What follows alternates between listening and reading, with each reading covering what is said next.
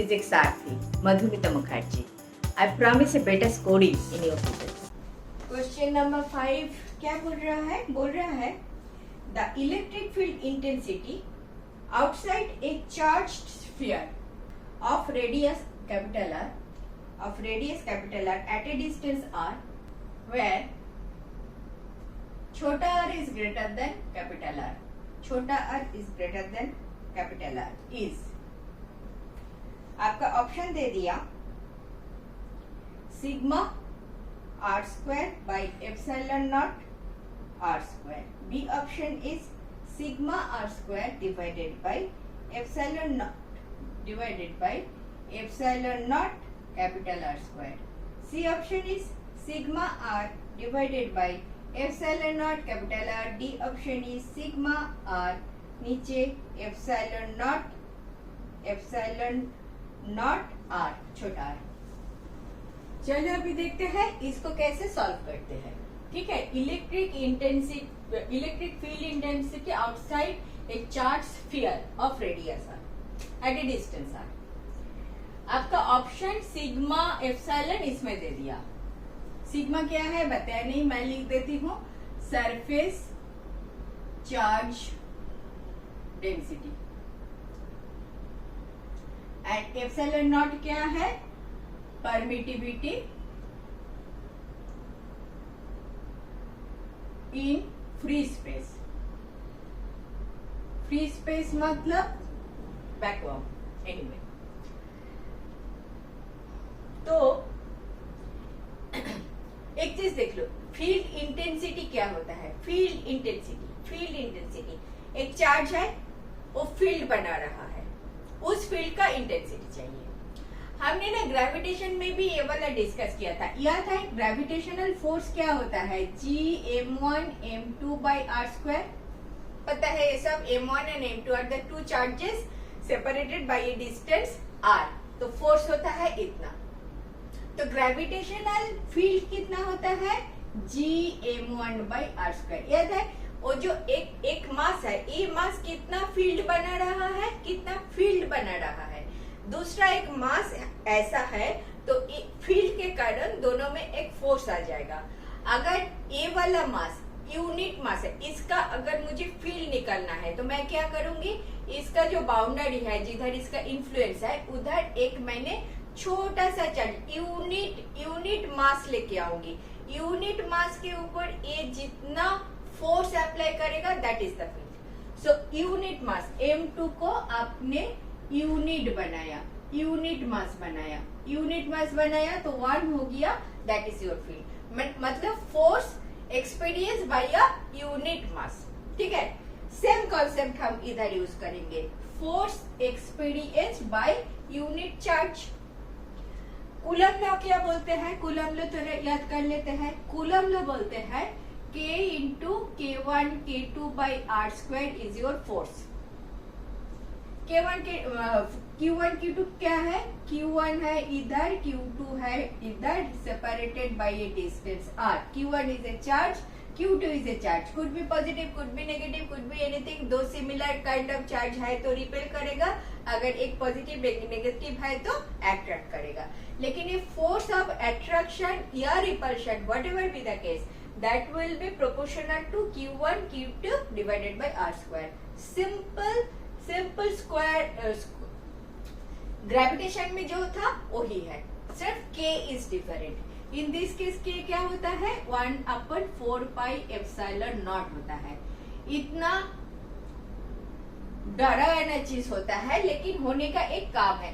ये epsilon naught is your permittivity. ठीक है, लेकिन K इतना मतलब डिफिकल्ट क्यों दिखता है, इसका एक बहुत अच्छा एक्सप्रेशन आता है, वो मैं बता देती हूँ. 4 पाई एप्सिलॉन नॉट को 9 into 10 to the power 9 unit होता है. ये जब आएगा तब हम ज्यादा डिस्कस करेंगे, अभी नहीं करेंगे. जस्ट फॉर एग्जाम्पल कि ये इतना ऐसे क्यों दिखता है, क्योंकि इसका एक बहुत अच्छा एक्सप्रेशन वैल्यू आता है.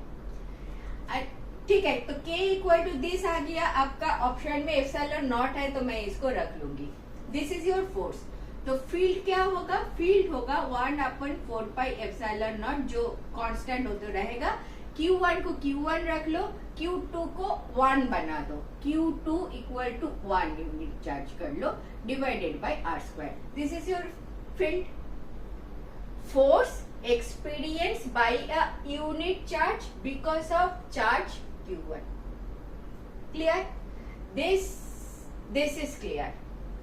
Now, a Q1 charge sphere of radius r। अभी मेरा चार्ज स्फीयर कर लो, रेडियस इसका कैपिटल R है, at a distance small r, P is a point where you need to find out your electric field. A वाला जो body है, इस बॉडी का चार्ज कितना है, मेरा Q1 है। This Q1 I will consider at the center of the spherical body। ठीक है, हम हमेशा वही करते हैं। अगर एक बॉल है, बॉल का सेंटर में हम पकड़ लेते हैं this Q1 and this P, this R is from the center। Centre से P दूरी पे इस छोटा वाला R। ठीक है, तो इसमें 1/4πε0 तो रख लो। Q1 को अगर आप सरफेस चार्ज डेंसिटी में सिग्मा में कन्वर्ट करोगे तो ये Q1 चार्ज आपको ये पूरा सरफेस में दिखाई देता है। ये सब समझ में आ रहा है ना?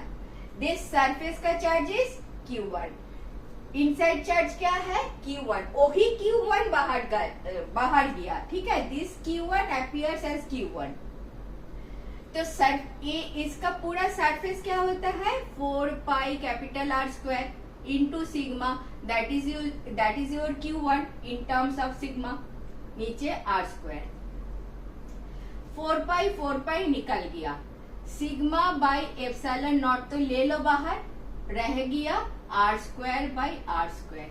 ऑप्शन है आपका कुछ, sigma by ε0 r²/r²। Capital this is option A is your correct option। Very easy, not at all difficult। You need to again remember some things। What things? Force, this is Coulomb's law।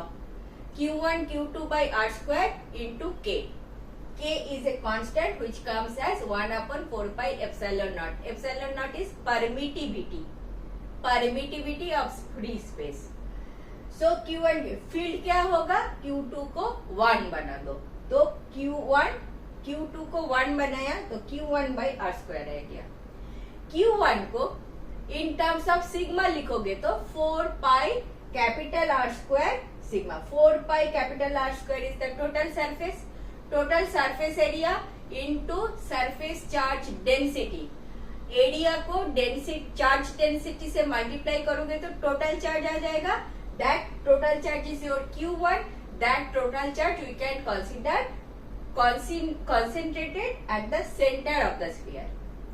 So this is 4π, this Q1 is 4πR² sigma।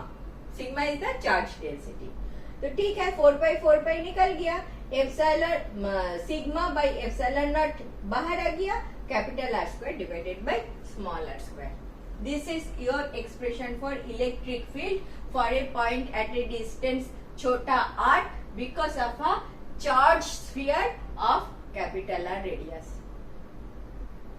Clear?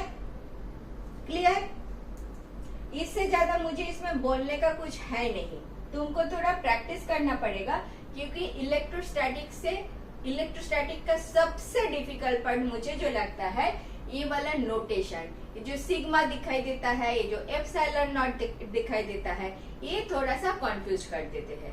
तो आपको थोड़ा सा बार बार practice करना पड़ेगा ताकि ये सारे notation से आपका फैमिलियरिटी बढ़ जाए। देन इसमें ज्यादा कुछ नहीं है, डिफिकल्ट नहीं है। क्लियर? नेक्स्ट देखें। Thank you for watching। Last 20 years questions I have solved like this। If benefited, do watch।